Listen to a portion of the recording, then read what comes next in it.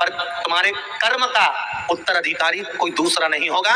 तुम्हारे कर्म का उत्तराधिकारी तुम्हें स्वयं को बनना पड़ेगा। तुम्हारे कर्म का भोग तुम्हें स्वयं को भोगना पड़ेगा। चाहे तुम सत्य की जीवन निकालो, चाहे असत्य का निकालो। तुमने जो कमाया, उस कमाई का, उस प्रॉपर्टी का, उस मकान का, उस जमीन का, उस दुकान का, उस जायदाद का उत्तराधिकारी एक की जगह 10 हो सकते हैं, पर तुम्हारे कर्म का उत्तराधिकारी कोई भी नहीं हो सकता। तुम्हारे कर्म को तुम्हें स्वयं भोगना है। कौन भोगेगा इसके सिवा?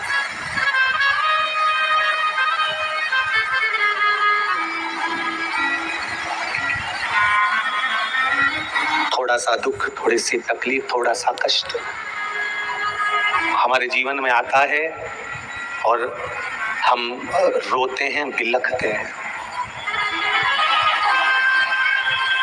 हम यहाँ वहां भटकते हैं, हम भटक रहे होते हैं। और जब सुख का भान हमारे जीवन में आता है, बहुत सारी संपदा हमारे जीवन में आ जाती है, बहुत सारा वैभव हमारे जीवन में आ जाता है, तो भी हम इतने फूल जाते हैं अहंकार में, इतने फूल जाते हैं ममता में, इतने फूल जाते हैं अकड़ में कि हम किसी साधारण से जीव को तो गिनते तक नहीं। हमारी अहमता इतनी बढ़ जाती है।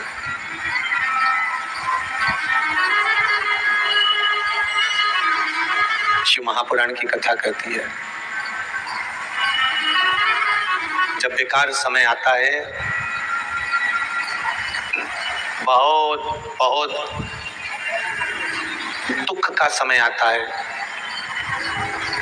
बहुत कष्ट का समय आता है, तो घर में रखा हुआ जितना सोना है, जितने आभूषण है, जितना स्वर्ण है, वो भी दुकान पर चले जाता है। बोलो सही है कि गलत है? जम के बोलो जरा, सही है ना? जब कष्ट आता है, दुख आता है, तकलीफ आती है, तो घर में रखे हुए सोने को दुकान पर ले जाया जाता है।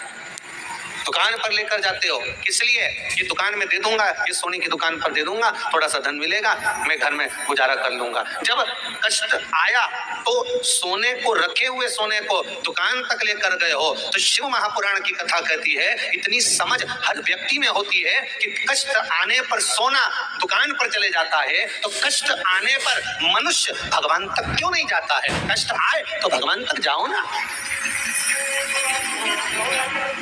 कष्ट आया तो सोना दुकान पर गया, थोड़ा सा पैसा मिल गया, 8-15 दिन, 20 दिन, 50 दिन, 25 दिन, 30 दिन निकल गए। तो कष्ट आया तो घर में रखा हुआ सोना दुकान पर पहुंच गया। तो कष्ट आने पर आप भी तो परमात्मा के दरवाजे जा सकते हो। कष्ट आने पर सोना दुकान पर बाद में जाए, उससे पहले तुम शंकर की शरण में चले जाओ। किसी एकांत में जो शिव मंदिर हो, उसमें जाकर झाड़ू लगाओ, बुआरी लगाओ, पोछा लगाओ, शिव जी का स्नान कराओ। नहीं है तुम्हारे पास में बेलपत्री, दूसरी पत्तियों को तोड़कर शंकर जी पे चढ़ाओ, पुष्प चढ़ाओ, शंकर जी की आराधना करो। कुछ भी नहीं है, झाड़ू और पोछा लगाकर शंकर का स्नान करा कर जाओ। थोड़ी देर बैठकर एकांत में शिव से अपने मन की बात कहना प्रारंभ कर दो। देखो, दुकान पर सोना ले जाने की जरूरत नहीं पड़ेगी। दुख में, कष्ट में अपने शरीर को लेकर भगवान तक पहुंची और मन को शिव में लगा दीजिए, अपने आप कार्य सफल हो जाए, अपने आप हो जाए।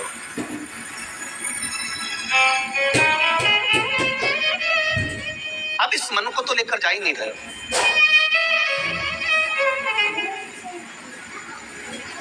आप इस मन को परमात्मा तक लेकर तो पहुंच ही नहीं रहे, आप इस मन को भगवान तक तो लेकर जा ही नहीं रहे। जो मन भगवान के पास में लेकर जाता है, भगवान उसको खाली कभी नहीं छोड़ता, कभी नहीं। तेरे दरबार की बाबा निराली शान देखी है, तुझे दे नहीं देखा, पर झोली भरी देखी है।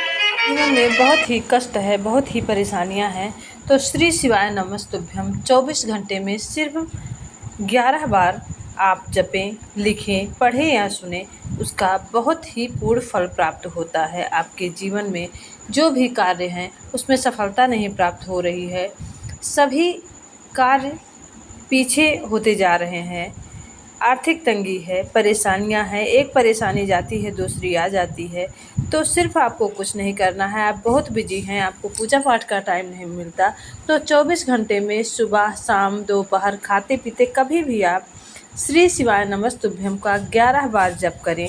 इसका पूर्ण फल आपको प्राप्त होगा। सभी कार्यों में सफलता प्राप्त होगी, आर्थिक तंगी दूर होगी, भोलेनाथ की कृपा प्राप्त होगी, क्योंकि सभी देवता भाग्य लिखते हैं, लेकिन भोलेनाथ भाग्य में लिखा दुख भी सुख में बदल देते हैं।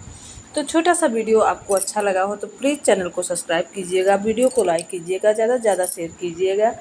हमारे इस चैनल में शिव पुराण में वर्णित श्री प्रदीप मिश्रा गुरु जी द्वारा बताए गए उपाय बताए जाते हैं। जो आपके जीवन में कष्ट है, परेशानियां हैं, तो छोटा सा सरल उपाय करके आपको सभी से मुक्ति मिलती है। साथ ही प्रभु के शरण में रहकर जो भी पर्व व्यतीत करते हैं उसका कई गुना पूर्ण फल प्राप्त होता है और अनजाने में हुए पाप दोष गलतियाँ जो भी होती हैं उससे हमें मुक्ति मिल जाती है। तो श्री शिवाय नमस्तुभ्यम कमेंट में अवश्य लिखें।